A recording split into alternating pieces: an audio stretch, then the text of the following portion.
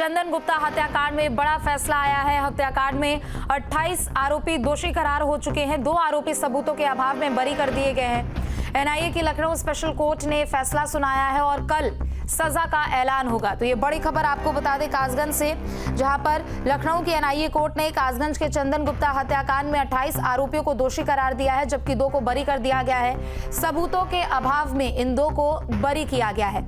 तो बड़ी खबर इस वक्त की आपको बता दें, 6 साल पहले यानी साल 2018 में चंदन गुप्ता की गोली लगने से मौत हो गई थी। बता दें कि इस हत्याकांड में कल सजा का ऐलान भी होना है। 26 जनवरी 2018 को हिंसा हुई थी। तिरंगा यात्रा के दौरान ये हिंसा हुई और हिंसा के दौरान गोली लगने से चंदन गुप्ता की मौत हुई। तो चंदन गुप्ता हत्याकांड में ये बड़ा फैसला, हत्याकांड में 28 आरोपी दोषी करार हो चुके हैं, जबकि 2 को बरी कर दिया गया है। सबूतों के अभाव में 2 आरोपियों को बरी कर दिया गया है। तो ये बड़ी खबर आपको बता दें, लखनऊ की एनआईए कोर्ट ने कासगंज के चंदन गुप्ता हत्याकांड के मामले में बड़ा फैसला सुनाया है।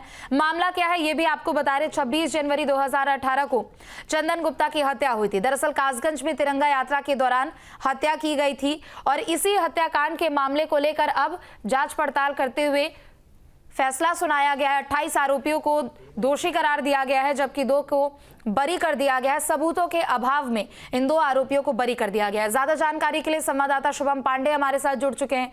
शुभम, 6 साल पहले के हत्याकांड के मामले में यह बड़ा फैसला आया। 28 आरोपियों को दोषी करार दिया गया है। कल सजा का ऐलान होना है, जबकि 2 सबूतों के अभाव में बरी हो चुके हैं। जी बिल्कुल, देखिए एनआईए कोर्ट की तरफ से एक बड़ा फैसला कासगंज चंदन गुप्ता मामले में दिया गया है। बीते 6 साल पहले ये पूरी घटना हुई थी। 26 जनवरी के दिन तिरंगा यात्रा को लेकर के वहां पर तनावपूर्ण स्थिति हो गई थी। इस दौरान चंदन गुप्ता की गोली लगने से मौत हुई थी। मामला एनआईए कोर्ट में चल रहा था, सुनवाई थी। आज इस पूरे मामले में करीब 28 लोगों को दोषी करार दिया गया है, तो वहीं 2 लोगों के खिलाफ पर्याप्त सबूत न होने के कारण उनको बरी कर दिया गया है। कल इस पूरे मामले को लेकर के कोर्ट सजा का ऐलान करेगा। फिलहाल अभी 28 लोगों की जानकारी आ रही है जो इस पूरी घटना के दौरान जिन लोगों को दोषी करार दिया गया है। गौरतलब है कि 26 जनवरी को ये पूरा तिरंगा यात्रा कासगंज में निकल रही थी। उस दौरान कुछ उन इलाकों से होकर के गुजरी जहां पर जिसके बाद तनावपूर्ण स्थिति हो गई और इसी दौरान चंदन गुप्ता के गोली लग गई थी और उसके बाद जब उसे अस्पताल ले जाया गया तो वहां उसे मृत घोषित कर दिया गया था। मामले को लेकर के राजनीति भी होती आई है और ऐसे में एनआईए कोर्ट की तरफ से आज इस पूरे मामले को लेकर के बड़ा फैसला दिया गया है। 28 लोग दोषी करार दिए गए। जी शुभम, चूंकि देखिए ये जब घटना 26 जनवरी 2018 को हुई थी, उसके बाद पूरे इलाके भर में तनाव का माहौल था। तकरीबन 1 सप्ताह तक हिंसा की तस्वीरें यहां पर देखने को मिली थी। चूंकि 28 लोगों को यहां पर दोषी करार दिया जा चुका है, क्या कुछ टिप्पणी कोर्ट की ओर से की गई है और जिन आरोपियों को बरी किया गया है उनके संदर्भों में भी क्या कुछ टिप्पणी? जी बिल्कुल, देखिए उनके संदर्भ को लेकर के तो स्पष्ट तौर पर यही भी फिलहाल जानकारी सामने आ रही है कि उनके खिलाफ जो सबूत रखे जा रहे थे उससे कोर्ट पूरी तरीके से संतुष्ट नहीं था। लिहाजा यही वजह है कि सबूतों के अभाव की वजह से 2 लोगों को फिलहाल बरी किया गया है। 28 लोगों के खिलाफ ठोस सबूत मिले हैं जिससे कोर्ट संतुष्ट है। उसके बाद इन लोग को दोषी करार दिया गया है। गौरतलब है, आपको बता दें, इस पूरे मामले में एनआईए कोर्ट में ट्रायल चलाने के खिलाफ आरोपी जो था इसमें नसीम जावेद की याचिका को हाईकोर्ट पहले ही खारिज कर चुका था और 26 जनवरी 2018 के दौरान ही ये चंदन गुप्ता की हत्या हुई थी। मामले में जो आरोपी है नसीम जावेद ने एनआईए कोर्ट में जो ट्रायल चल रहा था इसको लेकर के जब याचिका दी थी तब कोर्ट ने इसको खारिज करते हुए एनआईए कोर्ट ने ट्रायल की कार्रवाई को आगे बढ़ा दिया था। तो ऐसे में ये पूरी ट्रायल चल रहा था कोर्ट में, लगातार तमाम जो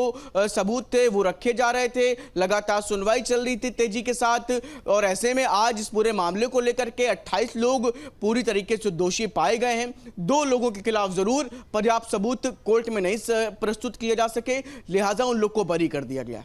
बिल्कुल, और कई हिंदू संगठन भी थे इस तिरंगा यात्रा में जो कि कासगंज के उन गलियों से होकर गुजरने वाले थे, जहां पर प्रशासन की ओर से पहले ही वहां पर सख्ती कर दी गई थी। लेकिन इस पूरे घटनाक्रम को हम देखें तो साल 2018 में, साल के शुरुआत में गणतंत्र दिवस पर इस तरीके की जो तस्वीरें सामने आती है, उसके बाद देश भर में तनाव की स्थिति पैदा हो जाती है। लिहाजा कासगंज के लिहाज से अगर बात करें, तकरीबन महीने भर यहाँ पर एक बड़ी फोर्स तैनात कर दी जाती है, पुलिस की भारी भरकम टीमें यहाँ पर तैनात कर दी जाती है। शुभम। जी बिल्कुल, बहुत ही बड़ा मामला था ये। और इस पूरे मामले में चंदन गुप्ता की जब मौत हुई थी तो एफआईआर भी जब दर्ज हुई थी, उसमें साफ तौर पर ये तमाम चीजें उसमें दर्शाई गई थी। बताया गया था कि तिरंगा यात्रा वहां से निकल रही थी उस इलाके से, लेकिन उसके बाद जो स्थितियां हुई वो कहीं ना कहीं काफी ज्यादा गंभीर स्थितियां थी और इसी वजह से वहां पर तनावपूर्ण स्थिति हो गई। कई घंटों तक जो है माहौल काफी ज्यादा खराब रहा और उन्हीं सबके बीच में चंदन गुप्ता उस पूरे खराब माहौल का शिकार हो गए। वहां पर जो तमाम लोग थे हथियारों के साथ लैस थे, ये बात भी एफआईआर में कही गई थी। तो फिलहाल मामला एनआईए कोर्ट पहुंचा, तमाम साक्ष्य रखे गए और कोर्ट की तरफ से फिलहाल अभी ये फैसला दिया गया है और कल इस पूरे मामले को लेकर के सजा का ऐलान हो सकता है। बिल्कुल, चूंकि फैसला आ चुका है और जाहिर सी बात है कि सजा को भी लेकर यहाँ पर जिक्र किया जाएगा। क्या लगता है शुभम आपको, 28 लोगों को दोषी करार दिया गया है, तकरीबन अधिकतम कितनी सजा हो सकती है और कम से कम कितनी सजा हो सकती है आरोपियों को? जी बिल्कुल, देखिए इसमें अभी कई सारे दावपेच हैं जिन पर अभी जो कोर्ट से जुड़े हुए जानकार हैं उनकी अलग अलग इस पूरे मामले को लेकर के जानकारियां सामने आ रही हैं। तो अभी फिलहाल देखना होगा क्योंकि 28 लोग हैं, सबके ऊपर एक जैसी धाराएं नहीं हैं, डिफरेंट धाराएं हैं और उनके तहत ही किस आरोपी जिस भी अपराधी को कितनी सजा मिलनी है वो अभी फिलहाल तय होना बचा है।